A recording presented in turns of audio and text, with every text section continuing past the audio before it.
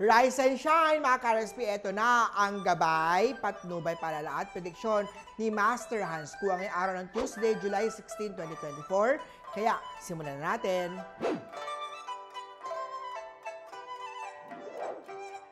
Para sa mga pinanganak ng Year of the Rat, huwag ilagay ang sarili in line with others dahil baka ikaw ay makompromise. Huwag na rin makisali sa workplace politics at mag-focus na lang sa mga trabaho at ginagawa mo. Violet at 9 ng swerte kay Year of the Rat.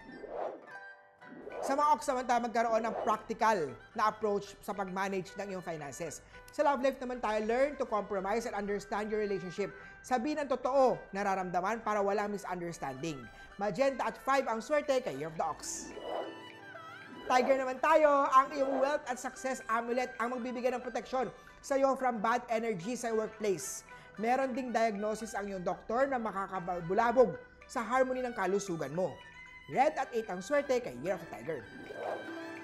Punta naman tayo kay Year of the Rabbit. Pwedeng maging malaking away ang isang maliit na bagay kung hindi iniiwasan ang friction.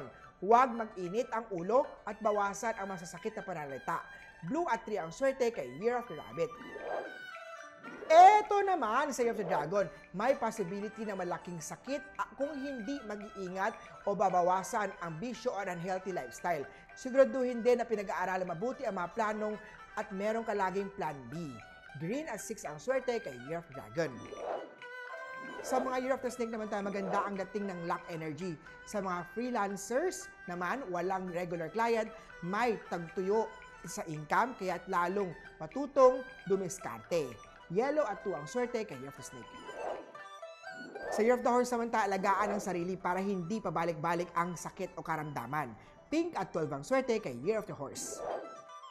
Sa Year of the Goat naman tayo, magkaroon ng closer na pagsasama sa iyong mga work colleagues or sa mga tao na you don't usually spend a great deal of time.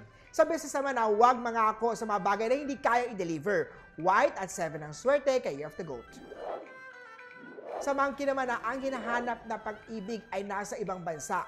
Pero hindi ito through online dating. Mag-effort na mag-travel, ingat lang nga sa interracial couple ay maaaring guluhin ng mga in-laws.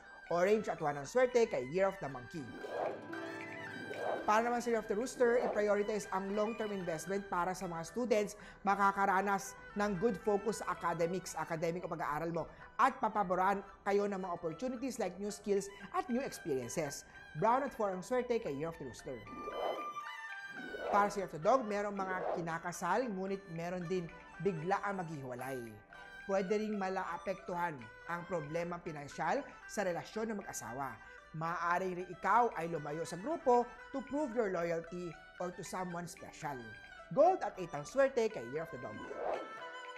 Last, siyempre, but not the least sa mga Year of the Piggy, have a balanced lifestyle. Huwag na huwag pabayaan ang sarili, both physical and mental. Ingat sa pera at may theft, scam, swindling, at posibleng mangyari sa iyan. Silver at 3 ang swerte kay Year of the Piggy. Uli po, ito po yung mga gabay, patnubay, palala at prediksyon lamang ni Master Hans Kua. Nasa inyong mga kamay, nasa lalay ang inyong tagumpay. Kaya always be positive at i-claim ang mga swerte, mga ka-RSP.